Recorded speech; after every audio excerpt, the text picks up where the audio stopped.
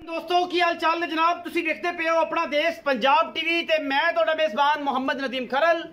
सब तो पहले अपने चैनल को करना है सब्सक्राइब ते बेल आइकन ते क्लिक करना है एक अच्छी ते बेहतरीन वीडियो का नोटिफिकेशन हमेशा तरह वीरों ने मिलता रहे।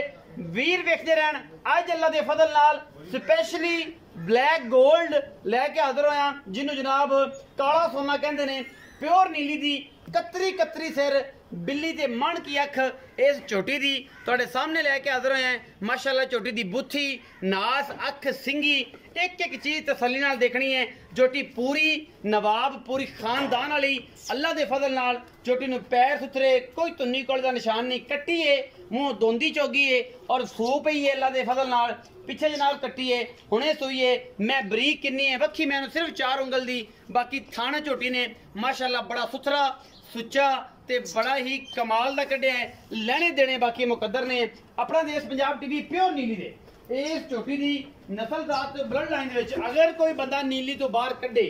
झोटी नूं इसे कट्टी नूं आप भी कट्टिए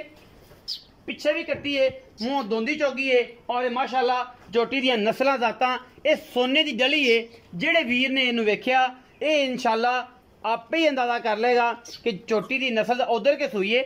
बाहर में चरण वाली झोटी सी गड्डी च पै के आई उधर के सू पई मगरों चौड़ी है अगों इन्नी सारी है जनाब बाकी थन सोहना कढ़िया सू और जनाब झोटी जेड़ा अखां वाला वीर है ना वो इस झोटी नूं इंशाअल्लाह दूर नहीं किते जान दिंदा अपने आप तो क्योंकि ये जियां घर घर नहीं जमदियां कतरी कतरी सिर चंगी खूबसूरत माशाअल्लाह डब्बे जेडी ये जनाब झोटी 4 उंगल दी वक्खी और थन माशाअल्लाह रुक रुक दा कढ़िया है लेकिन सूई उधर के है ये मैं दसांगा तुहानू कि टेंशन जाके सूई है ते जल्दी सू पई और जनाब माशे बच्चा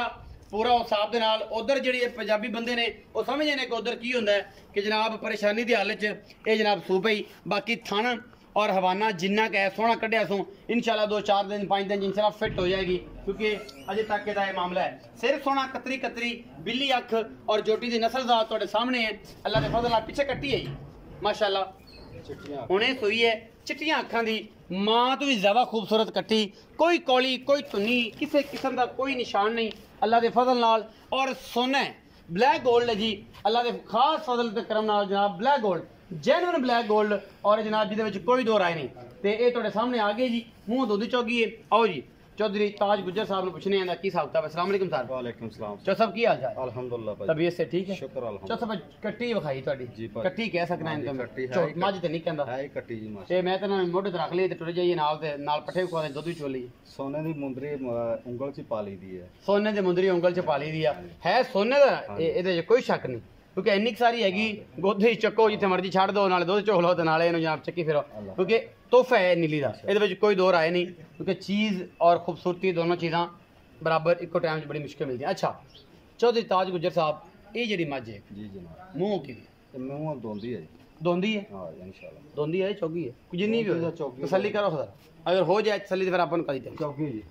4 दंद 4 दंद चौगी है जी मूँह चौगी होके सोई है मगर कट्टी है हुणे सोई है जेर शेर जे पानी सो तुहाडे सामने ही है सारा कुछ। चो सब मुनासिब जिहा मुल कर दिओ ये है तो सोना रत्तियां माशियां नाल ही विकदा तुसीं ना प्यार दे नाल उन्ना के मुल करना कि रत्ती माशा काट ही करिए गणा किलोआं दे हिसाब नाल या लोहे दे हिसाब नाल खाना शुरू करिए 2,95,000